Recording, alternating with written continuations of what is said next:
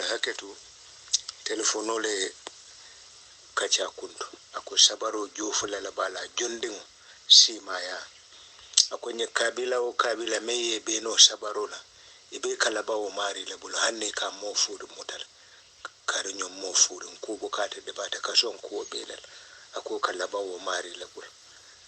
ha men son danyin na kabilo be la bulu ku jiye tele yame setane be marasela isada mutabale tele be sot men ka ko dewo setane ko bela asabarta mari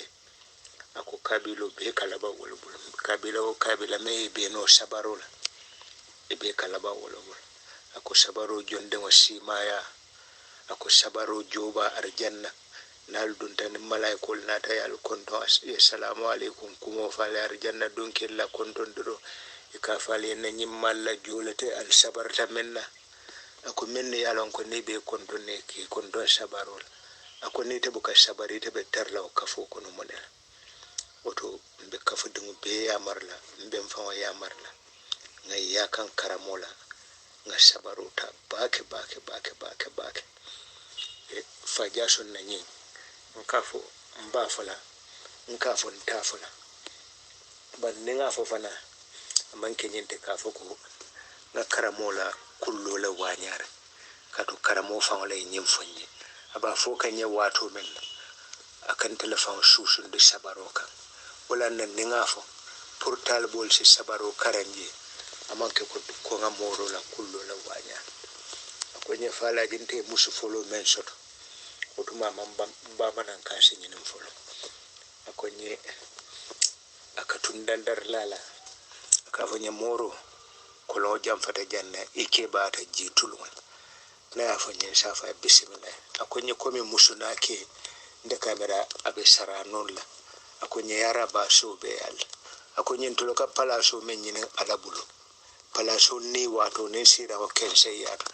na tara saliji tela ite to fama buka fo palaso do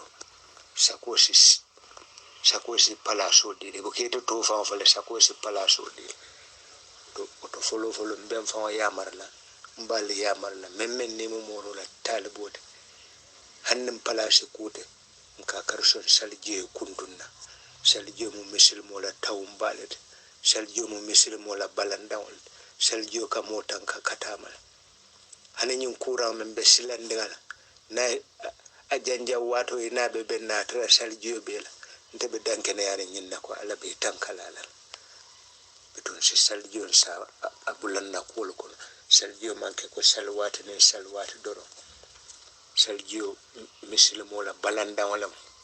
aka motan ka ku jamala na be bala man hanin nombe ko woro la arrahman non ba fenke manjutu la bar saljiyo misaka danga o kenna balanda wala misaka danga saljiyo kenna baranda wala moro ko nye ndebe o salji mutol la ko nye muso ya mira ko salwato dor na salji mutol ko nye nen fintata jonko la nga saljiyo muta ko nye ne salwato sita nga saljiyo muta ko nye no salji muta ka nimbita jiyo bila jonkon na dado nkatamba na la bungu ko la safanye afalla mete dandar la le keba ta jitulunga na kolo jam fata janna ko nyum na fala jente se keba ba se jitulunga ko nye bar yara ta ba so be wallanta mawlo ko nya meta fulanya da meta fulanya ko nye lunkele nin nata selendon tambita mbota jonko lon ko be sel jokuta kuta yandel ko nya yemu nyalen tambita la ntijang atijang ayen chanso akonye tasallo ninjiyo wata tambatu jana akonye asitanka akonye falaji nyene hakilo doata akonye ala ente ya mar sabarolla mbuka musubusa mbuka dindimbusa hani duntu malaw na mbunka sabaral mbuka mbulo say dafe akonye bitunta manjo abe sirin kam ngan tuwa bulo yala kete nyawanyang moro na sabaro to na fan amanku woto baraka e tuwabul kelal fangol be moro bul ol sembo wartala ni moro fangala dunyot ku be kelawto sembo be waral wote sila moro kam ko de kabus ko nyo falaje ayambusa akonye na embusa akonye jaso mafay ko ikebata jito ko nyo falaje to nyala koleyata abe sirin kan na yin kan shafa e meta falanyen ko ni na mbusa to kun ka ko ni ma fa ko lon jam fata janna ko ni fala ji to nyala ko leata ko ni sinya jama ka fa ni ko lon jam fata janna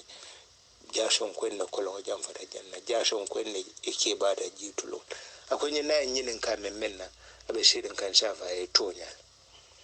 akwai ni ndoko le bata nan kun koto wuli ya tara sirin kan akwai alai men karafan da masabaro to amma karafa wolma akwai wallan moshital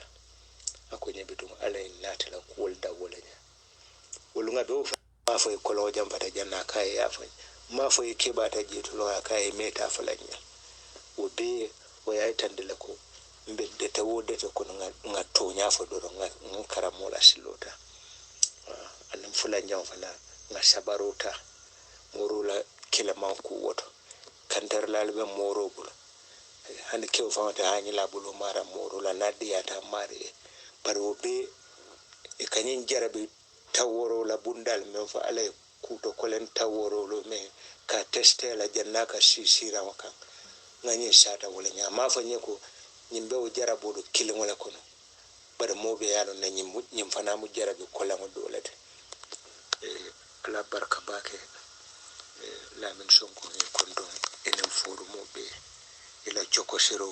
wala en futande nyimbe do wonde mampare fem fala nyi wate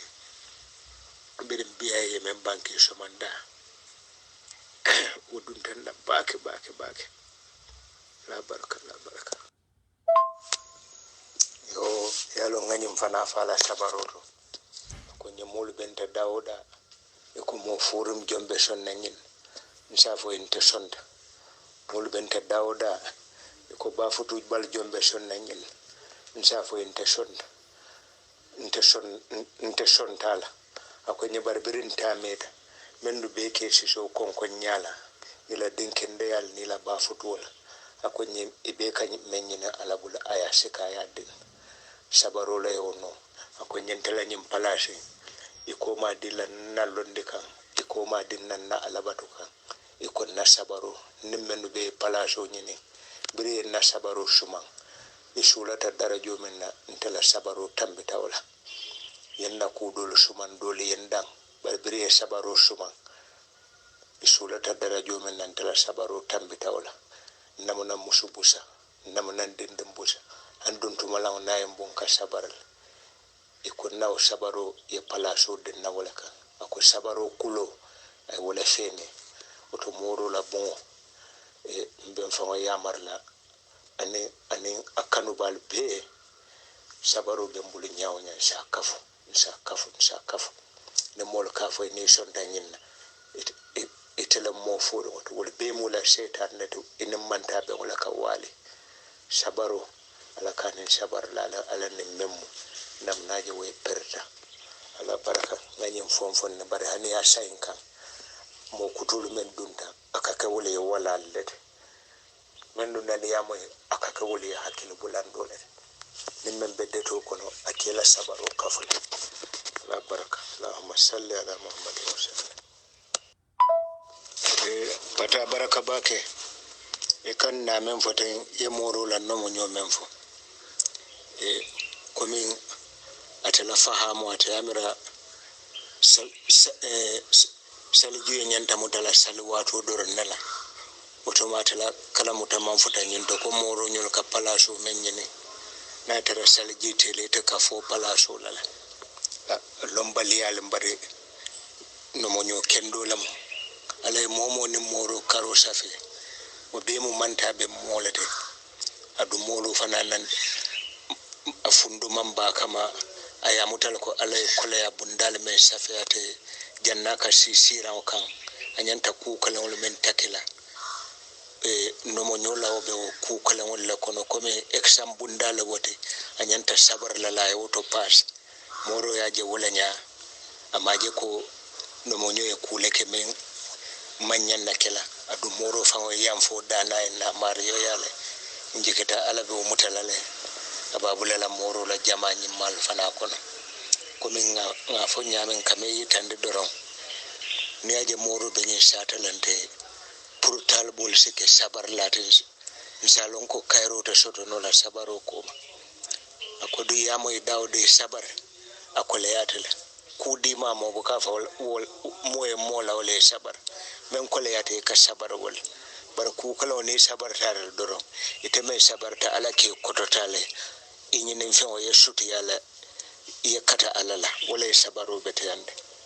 alo ngafa lelo ko moro ko jofula la be sabaro la jondego simaya ba ajoba arjanna talabol beton hani be nyi sekenya walate kanaje ko nomo nyomo kawle jalay nomo nyolo alhamdulillah mbe ajele bembulu nyame hani moro nim nomo nyodoli yaje mol kana duwanye non ka jakal safa ha nto ngabara nyuno fote la kodo sambal dulal nyuno ko kanela kodo lejina e ma nyim mor ke balo nyimbe jenkere nyame nyimbe ten nyame isi tolu be lanne se muntaga lanne se wortolu lanna dafa na hayato be kono musukilin ne tartambul yo kabirin koto ma bantalen ngawla nomo nyo fulata utumo nomo nyo nana be ogulon koto ma nin do ma dota pour dimbaylo kana janja bar nawo nomo nyo kabirabe mbola katunjela hijibu karawonalde anamanan kuma fany anamanan jenke kuma fany bar biri kan koto mala nomo nyota nimbe hijibu karawon nabe tambilan asafanye betuwo e fawo nyaabe kulo kannede ala men fottili ngoto nka inde ko shainde mo ngajen ko dade ka tunde metan na hijibu karawon bi kana fanye fawo nyaabe kulo kan abe wolenya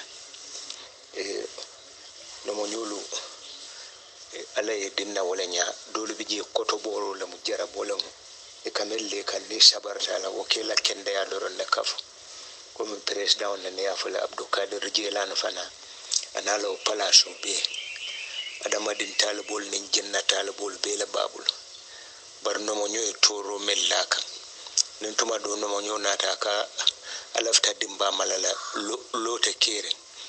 na yo fo moro e no be safirol alaw safi fengol aka wala fangol ya fasabula ita ya kala dimba malarawt o be to be sabar le wakan amman no mo nyodanka amman kutinya barna sabar ta kan doro ata fana nyinin fenga ka shutiya alala kam ta wala kadiya wali ya fama katune o sabaro ta doro ila palaso ka kafule yo mawuli nyen kama kan no mo nyodoya wala kala badin doya momo ne fuduta moro e doron ka fale lol be mo manta be mollete ni tiyo le moti duniya ni lakira moro yam fata we juna wo kuwala katu moro mbe yalo sabar la balam ngala ka fa bulala duwal kono le pro ala si yam fakay ka bulam manta be jonglo kono nsakata doron nsi yaka karamola wala nanga sata ntolubi jumal be sodoran tolu kono eni la muso nyo saba muso juso ba e tamata ime nyungala le nyo boronke jombe o kelan tolu kono fa jason kan susun do sabarol ayo sadante lumen wonim bi ndefana em fonyo kelo lan ni musu buka kelen ninke buka kel katu kumo nafamu wolde ni amoy ya nyimma muta ya bara alin shakata kembe wala to karola اللهم صل على محمد وسلم yo hanabi katenten umar bin khattab radiyallahu anhu ana ta alala kila ya sallallahu alaihi wasallam aka ya alala kila kabiri yi amar konga bala faso to no mo nyoli aka islam no mo nyoli la ko siyata de yambatande bake umar ka alala kila kay ko umar aka no mo nyo ya da kew kara basallaba wala kew kara kullaba ya dawol kay umar silan kara kuludu adanya be nyaadi ya be tilinde ne bam faabe ngojirin umar fa kay kara kulul be ka ngojile kabu ko bala kana siso kay ka ngojile akay umar fe ngojire wodum ni ko be o tilinde la ka ke nyaadi umar fa kay akakatibul akay yo talbe no mo nyolo mutala bolenya ila sallallahu alaihi wasallam ako men fisata al be kono me bala faso dala dimbayali ntele fisa dal be ko non tele bala fa soto naddim balle katambe al tul be mu mewla moro be o singole noma talibol fana nyanta o singole noma la nga sabar nomo nyoli mo abota abana faya anate tella luntam sile tel mu jiyati tido adun kamay ke ballale e ko luntam bu kabete ya jiyati le kabete ya nimmo nata jiyati kun abota bana faya sile itele makete itele fana ma bana fati itele nyante lolay الرجال قوامون على النساء بولنا كولا ينتهي لولا مسؤولية ولاتنا بريلا دمور لهم إلى سبت دلالهم إلى ساسا لهم فين يسمبو دعوة نبي بلوتلا ينتهي لولا وبيلا اللهم صل على محمد وسلم على بركة باك على بركة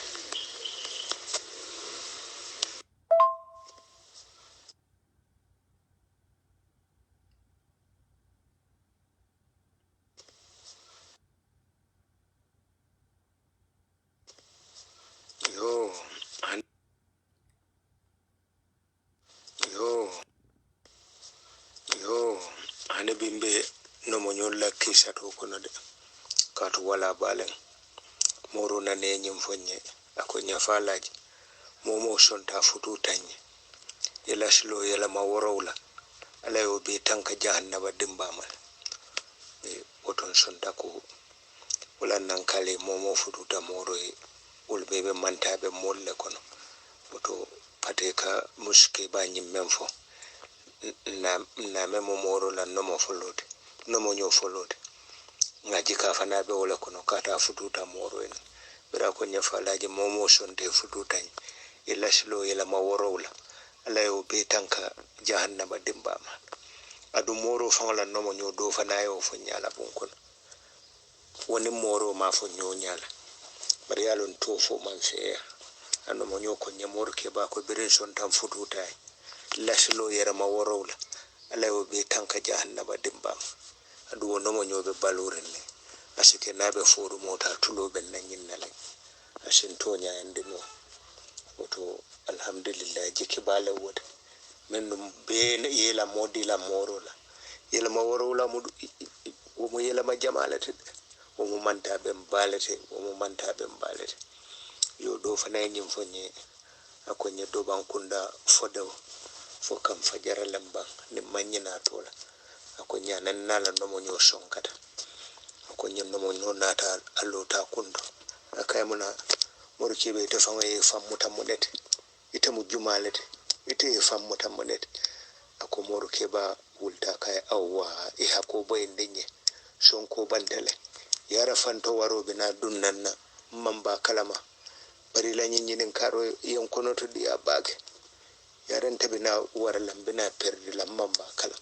bari la nyinin ka morki be te fammuta monete te mu jumaade kay awwa alala jonde doran na mun ma fammuta senti dafa alala jonde beto sonko banda wolenya mo kendol be wolenya no mo nyolo fana inen kewol be wolenya ala ma sona yala ala man dunyolo kunna nyoto ala man sabar la nyoye وليل هرمو صالحين هرمو صبر كان كي به هرمو اللهم صل على محمد وسلم على بركة باك السلام عليكم ورحمة الله تعالى وبركاته إمام سيكو جاني أنا كاليفو كنتون سيك سادبيا أنا دوكول سيك سافا سيك ياخو وسيك علاج توري anin morola no mo nyo senone anin ture kunda kabilo musukunda ke kunda ngalbe konton kana konton diro fanan kere kere ka samva afam burama kamara kam biai membe Senegal Idrissa kata esada bonyulu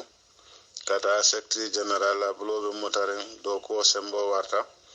o kammala manyina mo kilinna mbali kontonna mbali jeyla alla do kula alla jondin ban fasano wala kadiyam wale sautu birkama manahu sautu majlisi Sheikh Jason Touré wala mo Sheikh Jason Touré la kafo molu kamonte na diamo nyimbe wala kam bari imamu yen jalande la de kuma fula wala yen jale moro no mo nyola faaye ko ma fo e kebaata jeetulumede heraw kumo en jale baake mbella moyrola bari njelta baake mune en jale emaje lombaliyamu kasi balati moroɓe batola ateyake feyate abe wole ñama mo kendolu la silolu nitiyol le ka wo faham bari innama dol fanan katari je amanke ko mummo kurun leti bari jarabolo mo woliti itamare yete hajuñini naye terolu kono baadiŋolu kono nomoñolu kono diŋolu kono ñiŋ bee mu jarabolo ti ala ka meŋ la ala hajuñini naale ka meŋ lafita pour ka sutiya la ye ñiŋ kumolu meŋ bee bankee teŋ aŋ hakkiloo bulandi bundaal le la sabaroo la bundaal to ate le koleyaata duniya feŋo bee ti ye feŋ feŋ dada niŋ ye moyi ko sabar doroŋ amari toñinta le walla jutunneya le keta la walla koleya kuwolu be laariya kaŋ wala ate koleyandi sabaro be kana diya kono sabaro a kana koleya damma le kono ñiŋ keta taasiri baati ka fo moolu ye ñiŋ keta hakkilimaya baati ka hakkilo ñuma karaŋ ka fo moolu ye spécially mennu be soufisme kono niŋ wo bota je a ka sabaro bundaali mennu fo sabaro le ye a tunna muhammad sallallahu alaihi wasallam ye ulul ajimolu tombon nabiyo mo ala ye jaraboo la kaŋ ne ye la jarabolu mankiliya bari mooti je ye meŋ jooye bari inata ulul ajimota ye di muhammad sallallahu alaihi wasallam la ye di annabillahi isa la ye di annabillahi musa la ye di annabillahi nuhu la ye di annabillahi ibrahima la janto annabiyo moolu niŋ be kontiro ke la jama jama ala ka ibrahima le ke annabiyo moolu ñaaton kooti ñiŋ pala ñiŋ moo naanolu ila ñiŋ palaso soto mansatallaya feŋ maasima fo sabaro woto alama ala yen ke sabar laati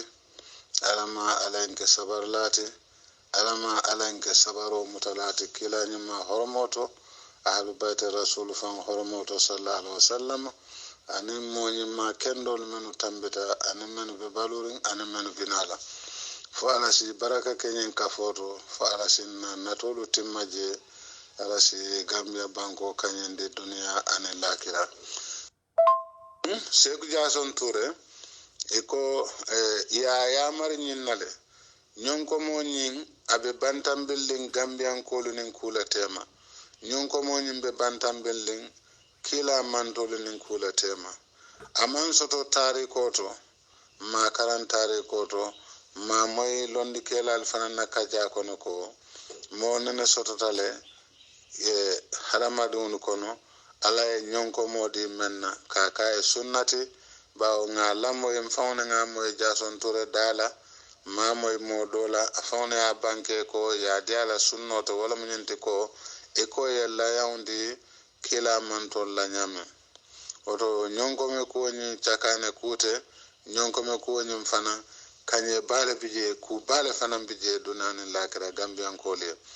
ñonkomo ñiŋ ka bantambili ni alibala kuwolu le tema ñonkomo ñiŋ mo sababoo le tinto le aljanna silo la wala saabu ye a farlaya ye a sunna kankeya seku jason touré kaŋ woto naa be wo ñaama be kiliroo ke la moo moo la yemma ko ñinaŋ fo ala sinnotindi ŋa ñonkome fula faano wo fanaŋ si ke taarikoo ti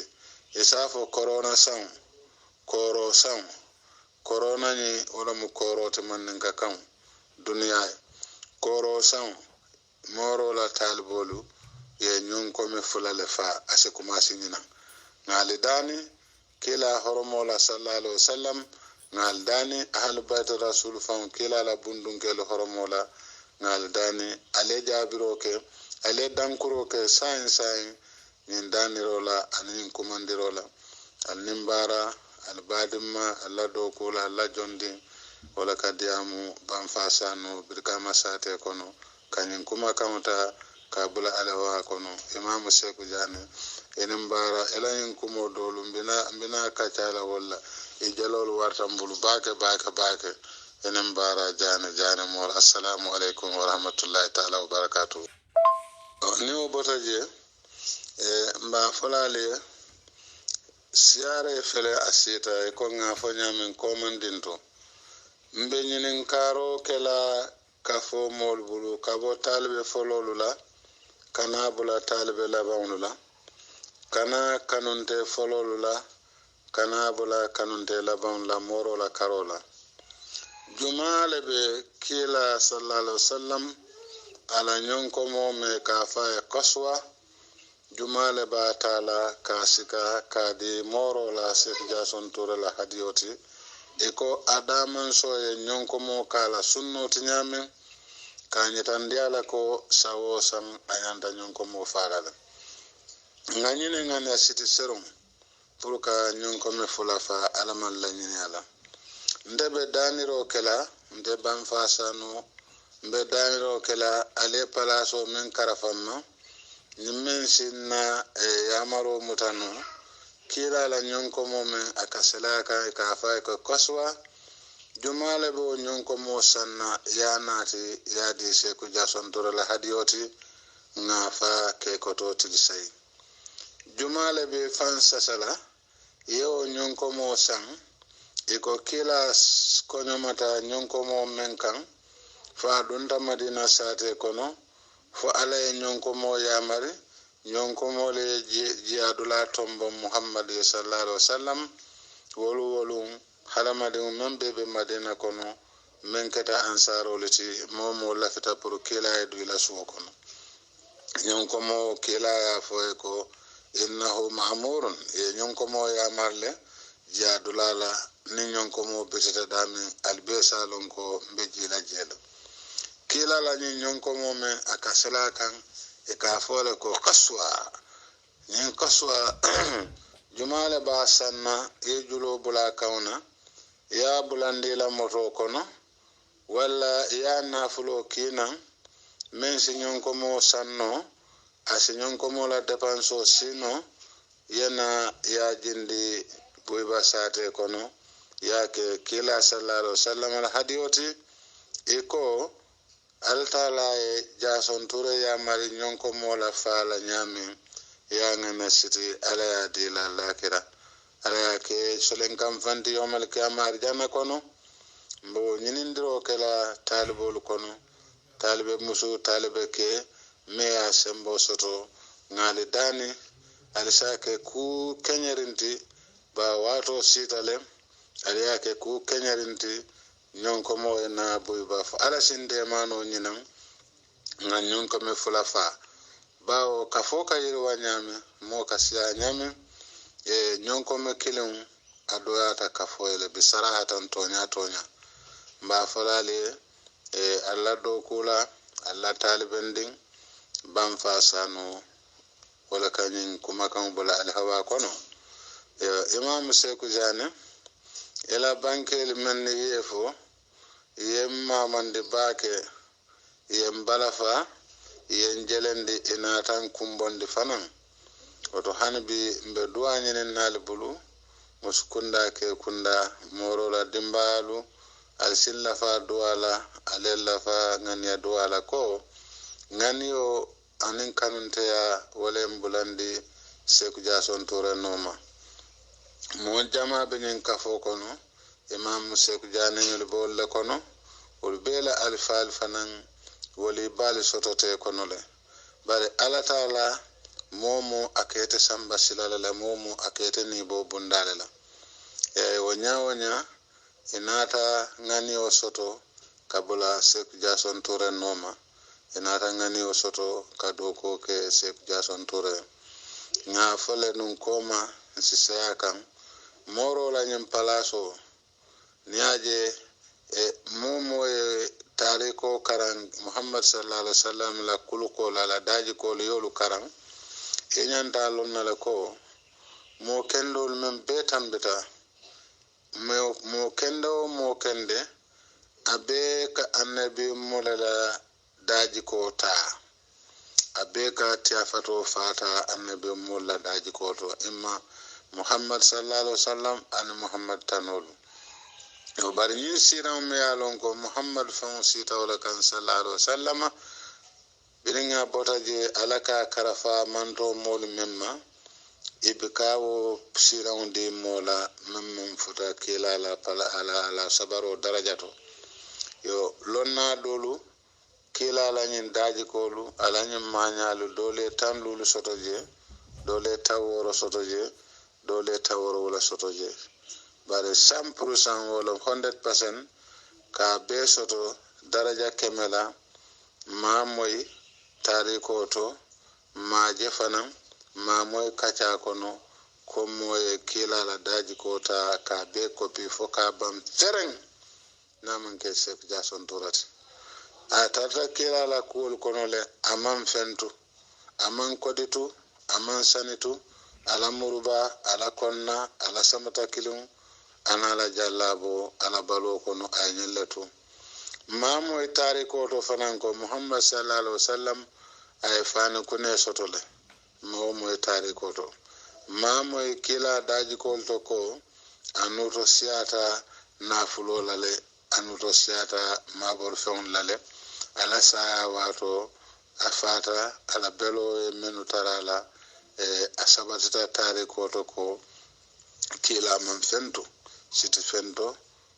kodito nafuluto yo Jason Ture ka foko ay kila kopile momo ka dawa ke dunia kono iko ka mol komande kila la sunno la kan men ye fan sasa iko tol mo dawa la leti iko ka kila la sunno la campagne mo kilinti je men fotota sek Jason Ture ngori on sen koto ni ala daji ko jube yala barolu jube ibita talla ko men la fita dawala dukare bula sek Jason Ture noma yala daji ko lu karamba fo ibita daji ka kilinta la jele men nin kila la daji ko fatata oto Jason Ture bem fe Gambia janne aman jamfa aman jare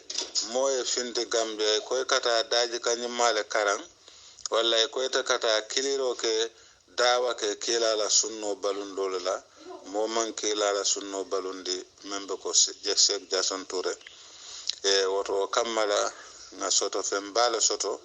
malankun me alonko ata banna any malankun fanan boytije nimsatije mbal kumandila wato sita almamam ban dewbe kering ale pompiro kenan na fulola iko kila sallallahu alaihi wasallam sabol susundi nyamen kuma satalla ka fo fanan ko man dhalladhi yuqridu Allah qardan hasana faidaifu lahu malabi ala de mala ala ne jo niya don do kemela ay keme fula dila niya don do wuli kilina ay wuli fula dila ala la joro ka kiten bari altala bika muqaddim ka fo ko aya ke ko layte na ke hanide itele folo ka ke ala na ke ay jo ataka atala alhalo bola nyama ala ni molu te kilinti ala ni molu te kilinti woto hanibi mba fulale ko alima mamban be kiliro kala musukunda ke kunda me a sembo soto alima mamban saynyanta talla buiba fata mano tulo jabo sukuro buiba fata o banda ngamuna mira say nyonko molu anin nin solu menu ka faje saynyanta talla ngaw damale batu alwoli bang alena fero ke bang alaye alma ke Sheikh Jason Ture de alma ke aliya ke kila le sallallahu alaihi wasallam yo anin kuma laban wala munyenti ko me daniro kala e moro la kalifo bulu Sheikh Sade anado ko lo anin moro la no monyo senunu yo na dalilo mumunati ka fo ko ñonko moñin ala ya sunna kankeya Seku Jason Ture kan dalilo menna bawo londo kiyasu le bije ka kuwo suma anin sawabo e ben wala mo anin tonya e ben lummen na kila dun da Madina sallallahu alaihi wasallama nin tata ko mo sate men be ko Madina aketa nyawonya hanna tara ko korda muwannam walla men siyata woti wo kordati abe lota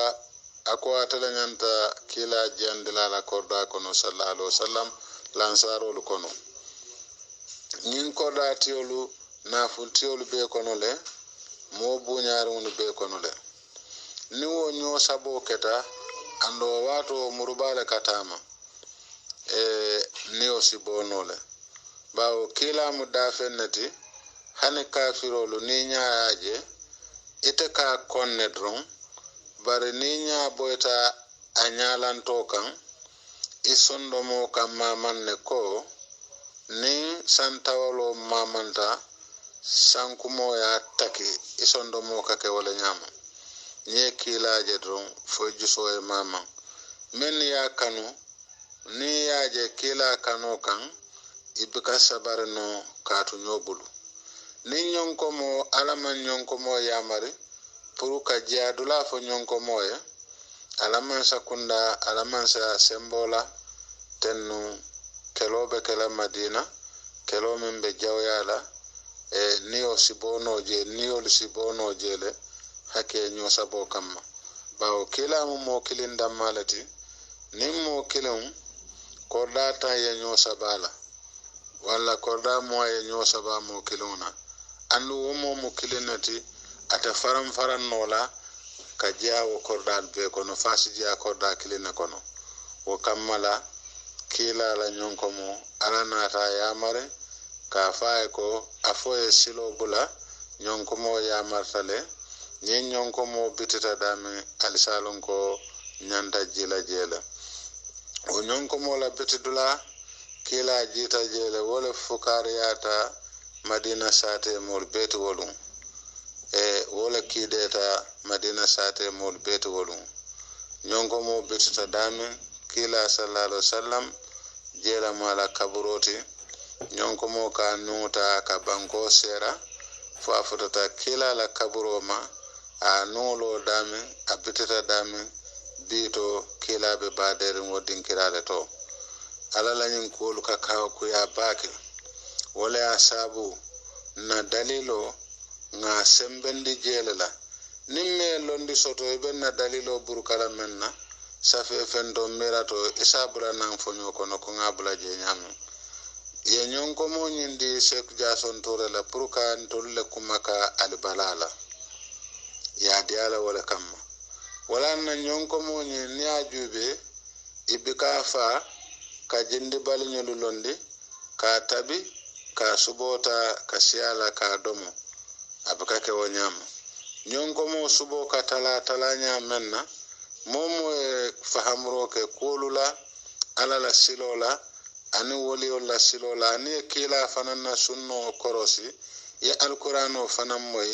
e nyanta lonna ko nyonko mo nyimanna kila Seku Jason Ture kan kensen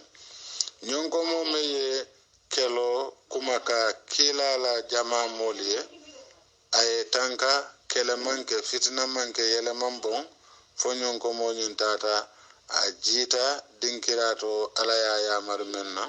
ni ala nata wo nyonko mota ka sika ka de kila la sun Seku Jason Ture la sunnoto woto mu kanye balati aman soto dunia kono nganyillo sirfu keba mentata no atar e ka fa al sekulu mamma aka nyonko mo le fa lolu e ka mentabi par nyonko mo nyi aka findila aka hijabo kala na hijabo kala ate dungu ye nyonko mo fa e ka wala tabi jama mo la domoro to lolu ala balo kono atafanan ka ke wala nyam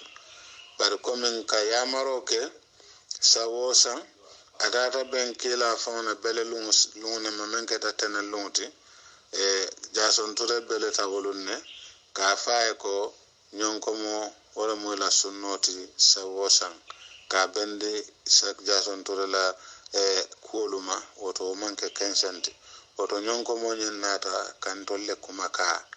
sek jason tore kumaka tala fo kapare atimmatale ya damen kamma ya dialale a mission futandi anate danko masata lala kilirola femman dasala kuoto ni safo ko nyonko mo be wala jarala barintol men tuta koma ani katabula fo yomal kiyamala nyonko mo kantolle kumaka nenna dimbalu dunya albala façon bela kam futandi arjanna silo kan kandunda arjanna kono nyonko mo nyin dalilo mu nyinati ko nyonko mo ye albala kumaka nyame lansarol dammate ma ninko albala wolon fitna ba wolu ni nyonko mo mayya markaji kila ibe sankala la mandiad la soto kato molte sabar la nyoy e maje khalifa ko birim fitino nata je sabaro manka nyoy akata keloti fukata bula bila o kala kilimo fitino wala be muslimi akono nte jamfala woto wala mu sena alula kuoti katabula sena usman nyoltilola o mar nyoltilo fitna men kata je nyo saba fitinolom nyonko mo nyin nata Sheikh Jason Tore kan wala la kantalu kumaka albala kono albala alayen tankala wala asabun kale ko nyonko mo nyin ayentolle nafa wala na moro ya maro kala woto alenga balundi nyena mun na dalilo to professor Abdallah Nigeria nge konton professor ka londo sotole nga kumo nyin fonyame isa jube fobe sotaro jela bang wala momo londo soto natara nyin kiyasu nyin sumandiro amang bonyen dinkirato dino kono ba woli bika kuke me alon ko ma bondi dalilo kono alqur'ano kono wala kila la hadiso to maybe itale ma lon wala ma faham baraka foko anu manta o kumamtije nyin dalilo la atuna nyonko mo nyin anatantelle kumaka woto alenga loakan ala baraka assalamu alaikum wa rahmatullahi ta'ala wa barakatuh yo president nge kontom bake kumolu beteyata nga kalifo ne bundun ke be konton nga morola namo nyo senangol konton nga manta ben talibol konton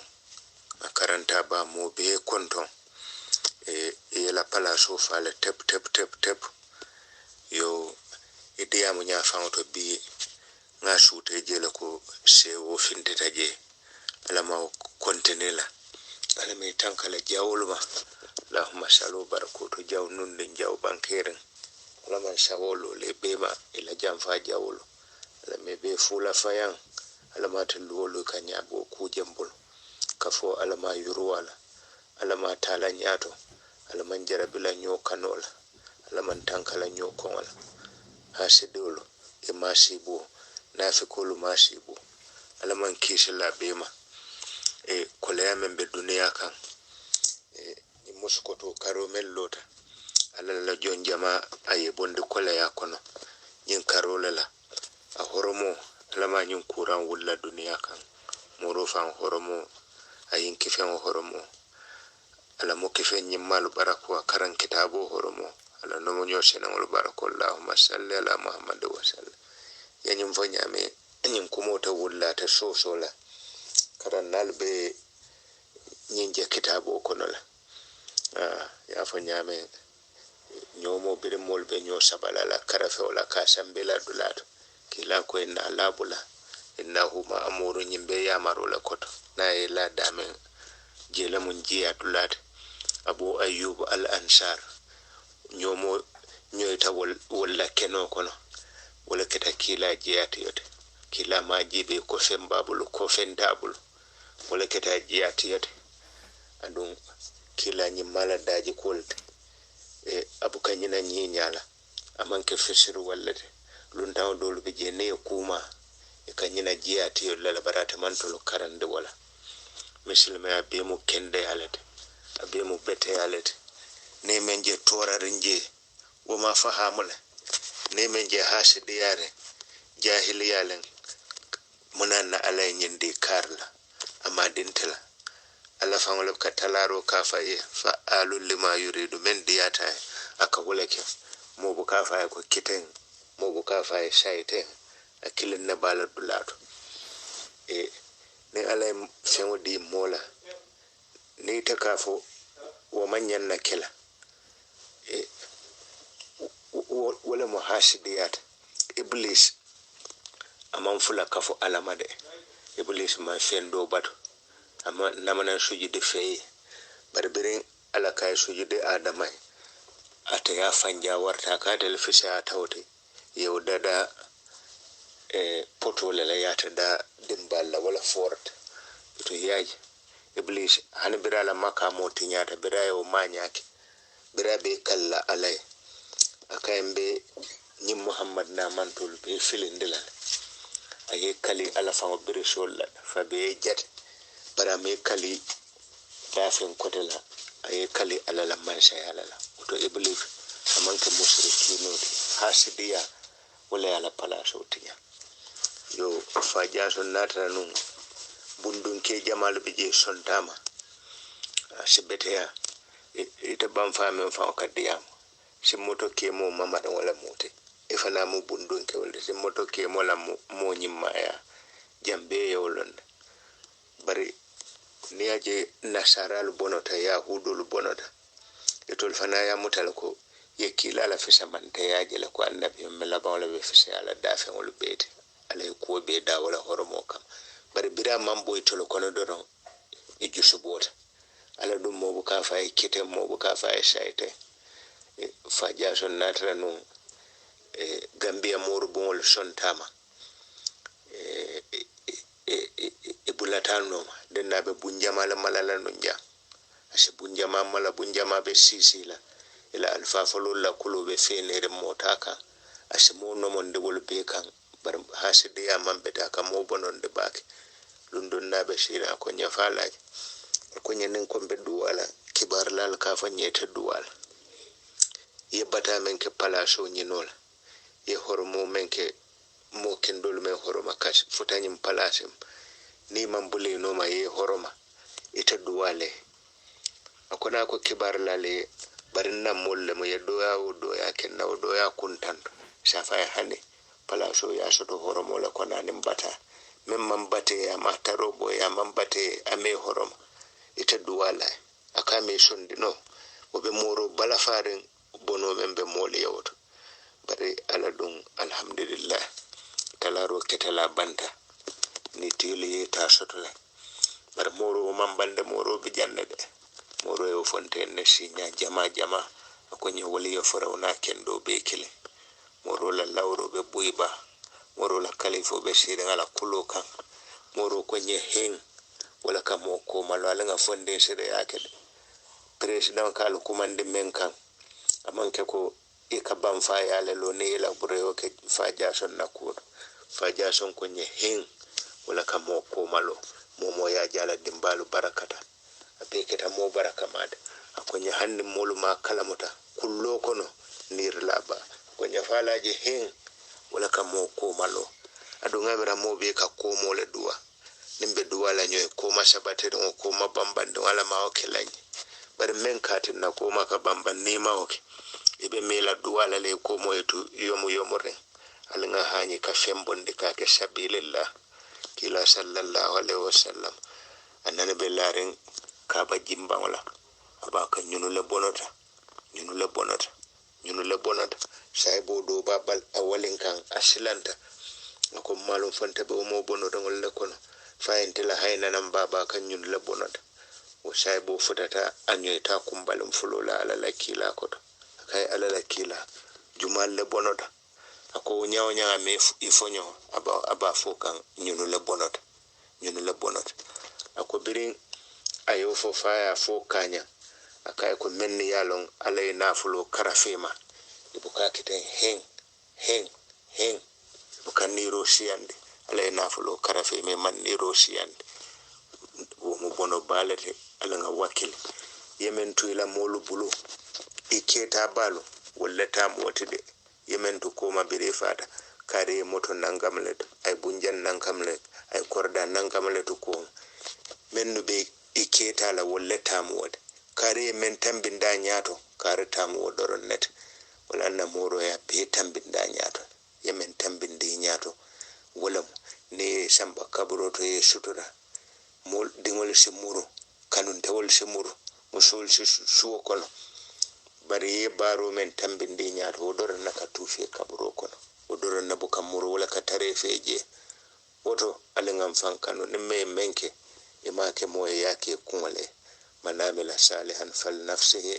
wa man asa fa alayha wa ma rabbuka bidhallamin lil abid mo moy kubeto ke yake kumale mo moy kujawo ke yake kumale ala buka jonto nyin kawando man jam fasi la baraka president kun se jansa nyinela ila sewo yen sewo kat waya tan ko alhamdulillah